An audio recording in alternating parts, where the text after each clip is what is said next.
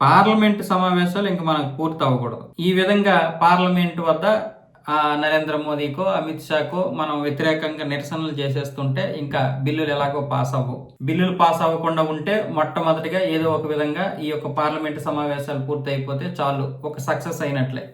ధర్మేంద్ర ప్రధాన్తో ఒక సక్సెస్ అయ్యాం. పార్లమెంట్ సమావేశాలు పూర్తి అవ్వకుండా రెండో సక్సెస్ అవ్వాలి. ఎందుకంటే నిన్న అంత గందరగోళంలో కూడా మూజువాని ఓటు ద్వారా ఏమొచ్చేసి ఆ బిల్లు పాస్ అయ్యేలా చేశారు. యాంటీ పేపర్ లీక్ ఏదైతే ఉందో ఆ యొక్క బిల్లు పాస్ అయింది. దానికంటే ముందు రాజ్యసభలోనేమొచ్చేసి వందే మాత్రం బిల్లు పాస్ అయిపోయింది. సో ఈ రెండింటికి కూడా ఆమోద ముద్ర వచ్చింది కాబట్టి మిగతా బిల్లులు కూడా వీళ్ళు ఏదో ఒక విధంగా పాస్ చేసేస్తారని చెప్పి మనం ఏదో ఒకటి చేద్దాం. ఏదో ఒక విధంగా నరేంద్ర మోదీ పేరు చెప్పు, అమిత్ షా పేరు చెప్పు, నడ్డా పేరు చెప్పు, కేంద్ర ప్రభుత్వం పేరు చెప్పు, నిరసనలు చేద్దాం. నిరసనలు చేసి ఇది చేద్దాం. ఇప్పుడు ధర్మేంద్ర ప్రధాన్ రాజీనామా అన్న తర్వాత అయిపోయింది. ఇంకా ధర్మేంద్ర ప్రధాన్ రాజీనామే అతిపెద్ద అజెండా మాకు అన్నారు. ఆయన రాజీనామా చేశాడు. రాజీనామా చేసిన తర్వాత చేయాల్సింది ఏంటి? పార్లమెంట్లో పోరాడాలి.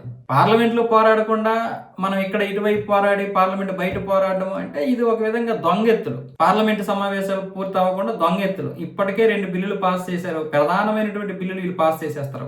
ఏవైతే డీలిమిటేషను, మహిళా సాధికారత బిల్లులు ఉన్నాయో అవి కనుక పాస్ అయ్యాయి అంటే మన కోసాలు కదిలిపోతాయి. అది వీళ్ళ భయం.